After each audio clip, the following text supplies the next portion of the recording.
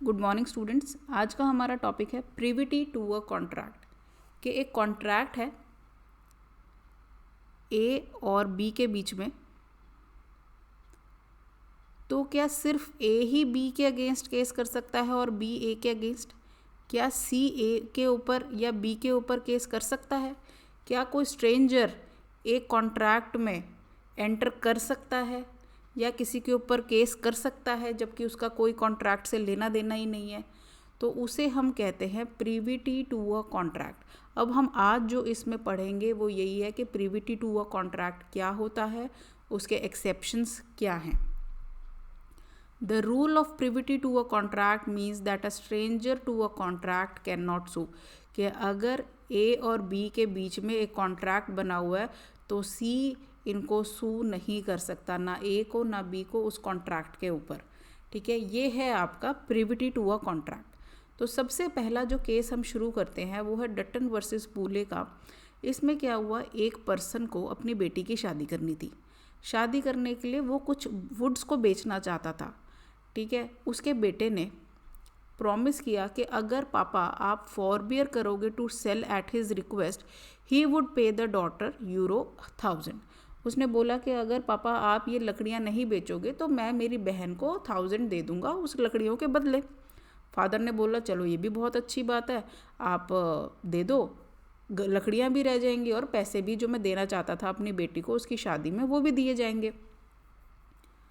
अब फादर ने तो फोरबोर कर लिया, उसने तो नहीं बेची, लेकिन डिफेंडेंट ने, भाई ने पैसा नहीं दिया। Daughter and her husband sued the defendant for the amount. अब डॉटर और उसके हस्बैंड ने पैसे के लिए केस कर दिया।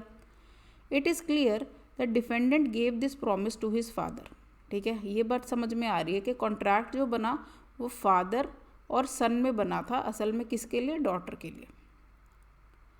जो प्लेंटिफ है वो ना तो प्रिविटी टू अ कॉन्ट्रैक्ट था, ना ही उसकी तरफ से कोई कंसिडरेशन आ रही थी, लेकिन होल ऑब्जेक्ट इस अग्रीमेंट का क्या था, to provide a portion to the plaintiff, कि जो लड़की है उसको पैसा दिया जाए।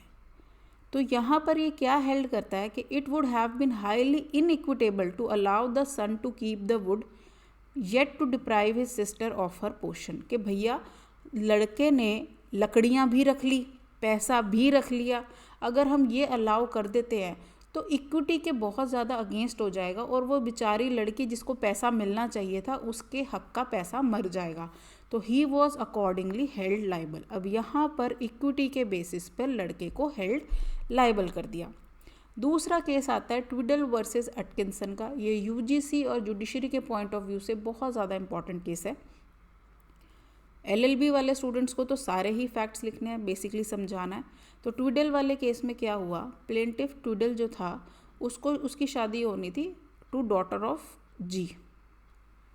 अब यहाँ पे जी और प्लेंटिफ के फादर ठीक है, जी ने और मिस्टर बिग ट्विडल कह लो, ठीक है, दोनों के पापाओं ने, लड़के के भी पापा ने लड़की के भी पापा ने एक अग्रीमेंट बनाया जिससे ये एंटर इन्होंने क्या बात करी, बच्चों की शादी के बाद जो प्लेंटिफ है उसको पैसे दिए जाएंगे।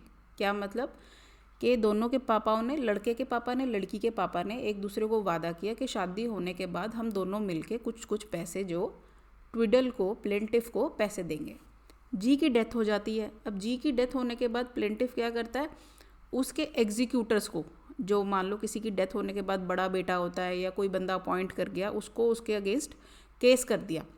ठीक है, कि भैया मेरे फादर इन लॉ ने मुझे प्रॉमिस किया था कि वो मुझे कुछ पैसे देंगे, उन्होंने तो वो पैसे दिए नहीं है, तो अब आप उनकी प्रॉपर्टी संभाल रहे हो, अब आप मेरा जो बकाया है मुझे वो पे कर दो। जज considered it to be an establish principle. जज ने बोला है कि इस्टेब्लिश प्रिंसिपल है कि कोई भी स्ट्रेंजर कॉन्ट्रैक्ट का एडवांटेज नहीं ले सकता, ऑल्दो वो कॉन्ट्रैक्ट उसके बेनिफिट में बनाया गया था। तो it was held that only parties to the suit can sue, only parties to the contract can sue. तो यहाँ पर जो प्लेंटिफ है वो कॉन्ट्रैक्ट में था ही नहीं। कॉन्ट्रैक्ट किनके बीच में बना था, दोनों पार्टीज़ के बीच में, दोनों पापाओं के बीच में। तो दोनों पापाओं के बीच में बना था तो उसका कोई लेना देना ही नहीं था। किसका लेना देना नहीं था, प्लेंटिफ का लेना देना नहीं था, ग्रूम का कोई लेना देना नहीं था। इसलिए यहाँ पर हेल्ड किया गया कि सिर्फ पार्टीज़ ही कर सकती थी केस और कोई नहीं कर सकता। प्रिविटी ऑफ कॉन्ट्रैक्ट की बात है। फिर नेक्स्ट केस आता है ख्वाजा मोहम्मद खान वर्सेस हुसैनी बेगम का। यहाँ पर प्रिवी काउंसिल ने हेल्ड किया कि एक अग्रीमेंट, पहले हम फैक्ट्स देख लेते हैं कि एक अग्रीमेंट बनता है फादर ऑफ बॉय और फादर ऑफ अ गर्ल के बीच में कि अगर एक लड़की मेरे बेटे से शादी करेगी तो बॉय का फादर क्या प्रॉमिस करता है कि मैं उस लड़की को ना पैसा दूंगा, और साथ में ये भी बोलता है also mention that a certain property had been set aside by the defendant and this allowance would be paid out of the income of that property, कि मैंने एक ज़मीन भी रख रखी है और उधर से जो भी किराया आएगा वो मैं अपनी बहू को दूंगा। लड़की ने बाद में जो प्लेंटिव बनती है लड़के के बेटे अपने ससुर जी से या ससुर जी के बेटे से और शादी कर लेती है। अब ससुर जी ने पैसे नहीं दिए, कौन से जो भी अलाउंस उन्होंने वादा किया था वो उन्होंने पैसे नहीं दिए, तो बहू ने अपने फादर इन लॉ के अगेंस्ट केस किया। In an action by the plaintiff to claim this allowance the defendant contended that his contract to pay the allowance had been made only with the plaintiff's father and not with the plaintiff.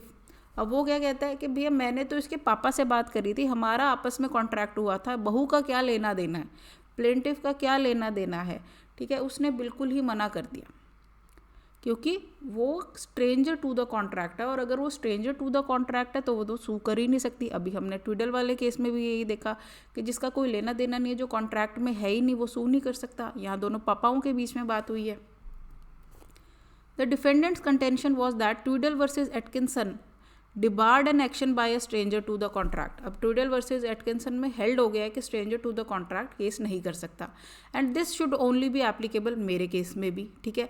It was held that since the basis of the plaintiff's claim being a specific charge on immovable property in her favor, she was entitled to claim the same as beneficiary. अब यहाँ पर ये कह लो कि उन्होंने property या वो पैसा उस लड़की को देना ही था थोड़ा सा, और इक्विटी को भी मेंटेन करना चाहते थे, तो इन्होंने यहाँ पर हेल्ड किया और एक और पॉइंट को भी ला दिया कि अगर कुछ चार्ज बना दिया गया है किसी प्रॉपर्टी के ऊपर उस लड़की के फेवर में ही, तो वहाँ पर वो बेनिफिशियरी बन गई।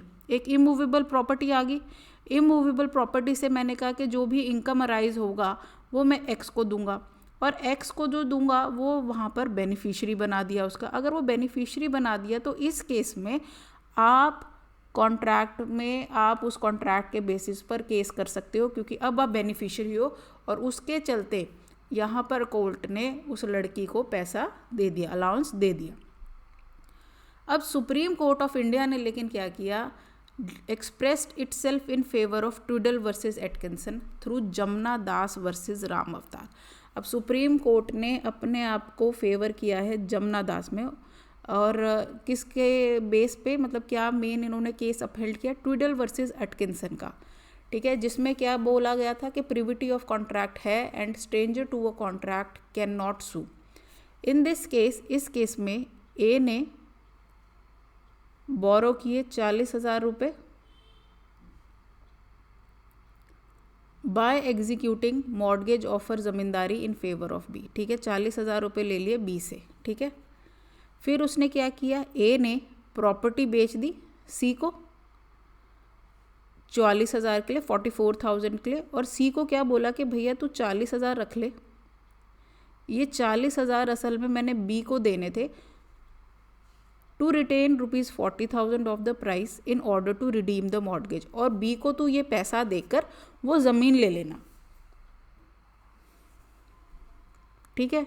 ए ने बी को अपनी प्रॉपर्टी मॉर्गेज करी, गिरवी करी, और 40,000 रुपये ले लिए। ए ने वही प्रॉपर्टी सी को बेच दी 44,000 के लिए, लेकिन अपने पास सिर्फ 4,000 लिए और उसे बोला कि 40,000 जो बच गए हैं वो अगर आप बी को दे दोगे तो प्रॉपर्टी रिलीज़ हो जाएगी। गिरवी अमाउंट हम देते हैं ना, तो गिरवी अगर मैंने अपने गहने गिरवी रखे हैं तो मैंने 2 लाख रुपए उठाई, तो जब मैं 2 लाख रुपए दे दूंगी तो वो मेरे गहने भी दे देगा ना। तो यहाँ पर वही 40,000 है, ए ने सी को बोला कि 40,000 आप बी को दे दोगे तो यहाँ पर आप अपनी प्रॉपर्टी उठा सकते हो, करेक्ट। 2 बन गए कॉन्ट्रैक्ट, ए और बी का, ए और सी का। बी और सी का आपस में कोई लेना देना नहीं है। अब बी ने सी को सू किया for the recovery of the mortgage money, किस चीज़ के लिए, कि भैया वो जो 40,000 रुपये है वो दो और अपनी ज़मीन ले लो। But he could not succeed because he was no party to the agreement between A and C. अभी मैंने आपको क्या दिखाया कि दो ही बने कॉन्ट्रैक्ट, ए और बी का और ए और सी का। बी और सी का तो कुछ बना ही नहीं। अब बी सी के केस कर रहा है कौन से कॉन्ट्रैक्ट पर? इन कॉन्ट्रैक्ट्स के बेसिस पर। It must be taken as well settled that except in the case of beneficiary under a trust और family arrangement, no right may be enforced by a person who is not a party to the contract। कि B C के against case नहीं कर सकता क्योंकि उन दोनों के बीच में कोई भी कॉन्ट्रैक्ट नहीं है या वो कोई भी पार्टी नहीं थे किसी भी कॉन्ट्रैक्ट में। तो कोर्ट क्या हेल्ड करती है कि भाई जो प्लेंटिव था was a stranger to a contract and he could not enforce the contract even if the contract was for his own benefit. कि उसने मॉर्गेज थी नहीं थी, आपने पैसा बकाया लेना था नहीं लेना था, वहाँ पर आप सू नहीं कर सकते हो क्योंकि आप कॉन्ट्रैक्ट में नहीं थे। तो इस केस के बाद से इस्टेब्लिश हो गया कि प्रीविटी ऑफ कॉन्ट्रैक्ट इंडिया में एप्लीकेबल है, राइट। अब लेकिन इसके कुछ एक्सेप्शंस हैं कि अगर कोई बेनिफिशियरी है, जो हमने ख्वाजा मोहम्मद खान वाले में केस देखा, अगर कोई मैरिज सेटलमेंट का केस है वहाँ पर, या अगर कोई पर्सन एक्नॉलेज कर देता है, तो इन 3 केसेस में एक्सेप्शंस आ जाती हैं प्रीविटी टू कॉन्ट्रैक्ट। अदरवाइज सिर्फ जो कॉन्ट्रैक्ट में पार्टीज़ हैं वही सू कर सकते हैं। आई होप आप लोगों को क्लियर होगा। अगर आप लोगों को कोई भी डाउट है आप कमेंट सेक्शन में मुझसे पूछ सकते हैं। Thank you so much.